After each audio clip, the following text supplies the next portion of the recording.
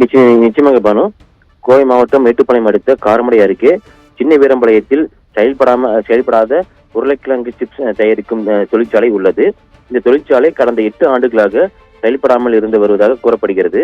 இந்த நிலையில் இந்த ஆலையை மீண்டும் திறந்து சிப்ஸ் தயாரிப்பதற்கான வேலை நடந்து வந்ததாக கூறப்படுகிறது. அப்பொழுது அந்த சிப்ஸ் தயாரிக்கும் பயன்பாட்டிற்குரிய அமோனியா கேஸ் சிலிண்டர் பயன்படுத்தப்பட்டதாக கூறப்படுகிறது.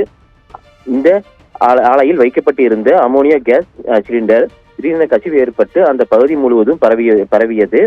குடியிருப்புகள் நிறைந்த அந்த பகுதியில் அமோனியா வாயு கசிவு திடீரென ஏற்பட்டதால் வீடுகளில் இருந்த பொதுமக்களுக்கும் மற்றும் மூச்சு திணறல் மற்றும் கண் எரிச்சல் உள்ளிட்ட உபதைகள் பொதுமக்களுக்கு ஏற்பட்டதால் பொதுமக்கள் அச்சமடைந்து வீடுகளை விட்டு வெளியேறி சற்று தொலைவில் உள்ள கோவில்கள் மற்றும் சாலையில் தஞ்சமடைந்துள்ளனர் என தகவல் அறிந்த காரமடை போலீஸ் துறையும் மற்றும் 108 மருத்துவ குழுவினர் சம்பவ இடத்திற்கு வந்தனர். அங்கு மூச்சு திணறல் ஏற்பட்ட பொதுமக்களுக்கு அவர்கள் சிகிச்சை அளித்தனர். மேலும் அமோனியா வாயு கசிவு ஏற்பட்ட இடத்தில் போலீசார் மற்றும் அந்த துறை சார்ந்தவர்கள் வாயு கசிவு குறித்து விசாரணை மேற்கொண்டு வருகின்றனர்.